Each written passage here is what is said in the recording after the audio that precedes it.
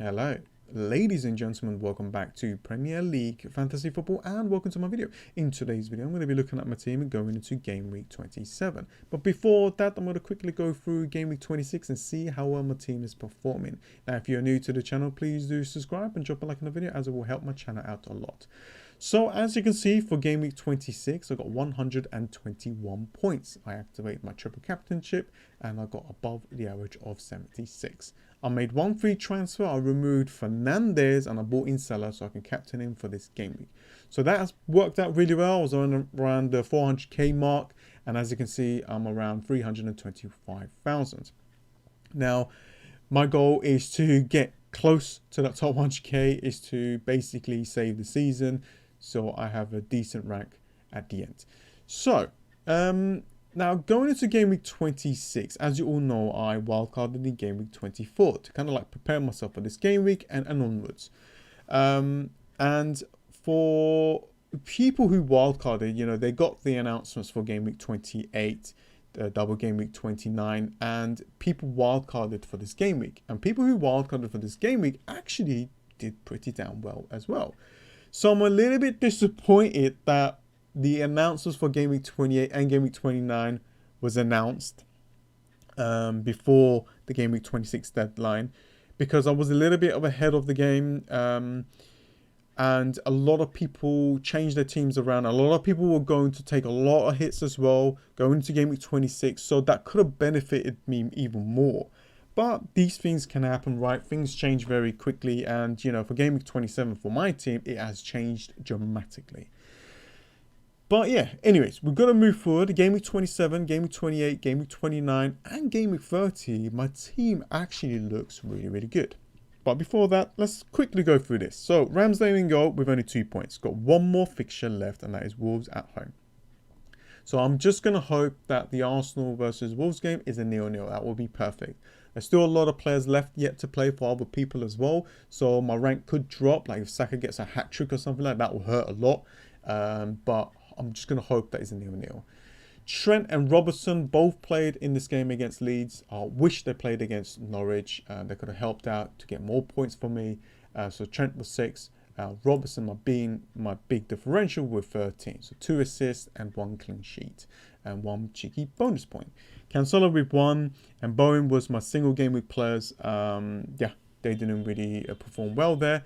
And it's kind of like being a lucky situation for people who wildcarded for this game week, because they removed these two and they got lucky. You know, they didn't do well. I mean, they could have done well. They could have got a lot of like points, but it wasn't their week. And then I got Rafinha here with only 7 points. Scored a goal against Manchester United, but only played 45 minutes in that game. And against Liverpool, didn't really do too much. And as you can see there, Salah with 84 points. Oh my god, what a player. 1 more assist or a goal, he could have hit the world record of like one of the highest scoring players in a game week. Yeah, what a player. It was very like fun to kind of see the points go up, and I know a lot of people had Salah, and a lot of people you know, captained him, but I just enjoyed that game. It was just fun to watch, to see a lot of goals anyway. Cornet and King and Edouard was my 3 massive big differentials that basically did absolutely nothing, and because of them being like being injured and issues with them, and you know, possibilities that they might not even play the next game, it is definitely hurting my Game Week 27 team. As you all know, I prepared for Game Week 27, which is a blank/double game week. I had like 10 players for this game week. And, you know, with 1 transfer, I would get 11. But with these injuries and with these problems, I don't think my team is strong enough. So that's why I have activated my wildcard. And this is how my team is looking like so far. I know it is a template, and it's a template for a reason. And to be honest with you guys, Mahrez's ownership is not going to go like 40%. Ward-Prowse and Broja, you know, combined, is not going to be above 10%. It's still going to be low owned, and they got a very, very good chance to actually do really well in this game week. There's going to be a lot of other managers that doesn't have the free hit anymore, or just going with the players that they have. For me, my team looks strong for this game week, for game week 28, game week 29, and actually for game week 30. Now, things could change. We might get some more announcements, and I'm going to talk to you guys about my plans in a second. So there's a couple of other players that I can adjust. You know, I'm missing another Manchester City player, maybe Sancho. Maybe I could get Maguire in, like a Manchester United defender. So I could do things like that, and I am looking at that, and I will adjust that. But this is the template that I'm going to go with for now until I hear the press conference. It is balanced, you know, it's getting kind of like every best player that has got very good fixture in this game week. I've got the three Burnley players as well, Ben Mee and Pope. Hopefully one clean sheet is enough. And I've got my captaincy there on the Burnley striker. So I'm loving it. I like it more than the team that I had. So this is how my team's looking at. I've got like really cheap players that could play as well, that could help me out if there are issues with the players that I have in my starting 11. So I got three Southampton players away against Norwich, which is a very, very good fixture for them. So I can see them doing really well. Hopefully they do. We'll get like probably announcements before this game, maybe, and that will help me out to kind of switch my players around and adjust to any kind of situations. I don't really have to bring in Livramento. I'm thinking to bring Maguire so I can have like at least two Manchester United players, but we'll see. Maguire is a little bit more expensive, so I don't know how I'm going to get that money.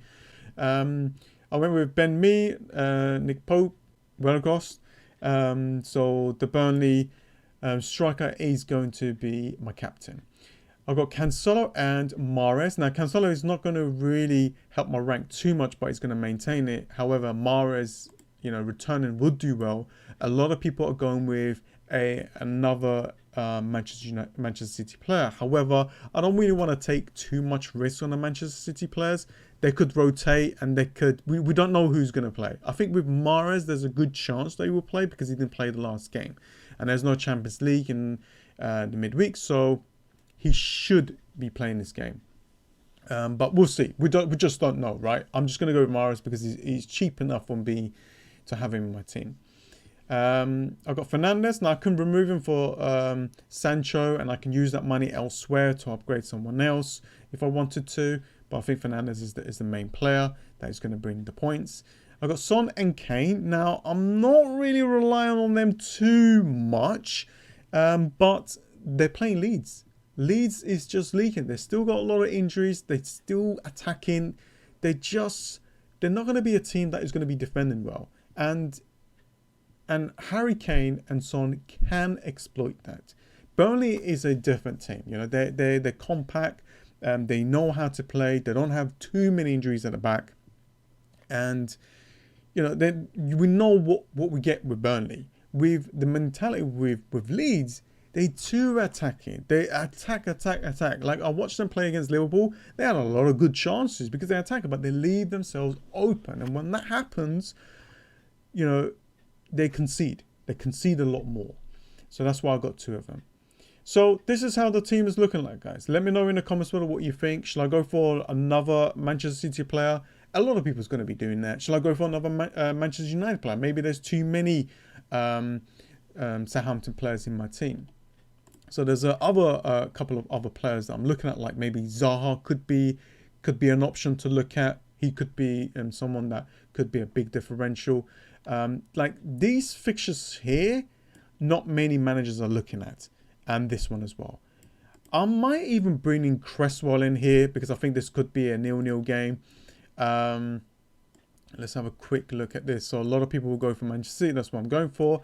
Manchester United as well. I would love to get one of their defenders. That would be good. I feel like they will be able to keep a clean sheet here. Getting the free Burnley players is the way to go. Not sure what's going to happen there. And even if anything happens in these games, it's not really going to hurt me a lot. So I think that I've covered most of it. So it should be a green arrow, but we'll have to see. We will have to see. So that's how my team's looking like so far. Now, moving forward to game week 28, which is another double game week. I got Leeds players, so, and Aston Villa players. So I got Watkins, Luke Dean, Rafinha. If King, is fit and ready, then he should play for that. So that's him there. I have Cody. That's 5 players. Who else is double up? So that's 5 players, right? And if we get like an announcement for Arsenal having a double game week here, then I'll have a little bit more. And as you can see, here I'll love to bring in more Southampton players because they got a fixture away against Aston Villa and a fixture at home against Newcastle. So I'm looking to like remove Edward, and bring Raul Jimenez in his game week. I'm looking to remove Cornet for Ward-Prowse, and remove my second goalkeeper for one of the double game week players. So I am actually thinking to bench boost in game week 28. But I'm just going to wait a little bit. I think there could be another announcement on the double game week. And I'm thinking to use my bench boost in game week 28 and go with that. I might even captain a differential. I might even go for Raul Jimenez because it's got 2 great fixtures. So that is pretty much it, guys. Thank you so much for joining. Thank you so much for the support. Hopefully this video will get up to about 100 likes. That will help my channel a lot. Let's see if we can push that. But that is pretty much it, guys. I hope that this video has helped you. Let me know in the comments below what you think about my free hit team. It's pretty same of everyone else, but there's a reason why it is the same, right? And maybe I could hold my free hit for later, but right now I want to push. I want to get into the top 100k and try my best to maintain it as much as I can now. I want to get there now. I'm a little bit behind. I want to try and push it now, because when it gets to the last 8 fixtures, people are just going to go all out and they're going to try their best to get the rank that they want. And anything can happen there. But for me, I want to be prepared better and get there before game week, like game week 31. If I can get it to quite close to the top 100k, that will be the ideal goal. But we'll see, guys. Thank you so much for joining. I'm going to be posting my Champions League video next week, like on a Monday, to kind of prepare for the second leg. So watch out for that as well. Anyways, guys, thank you so much for joining, and I'll see you guys next time. See ya.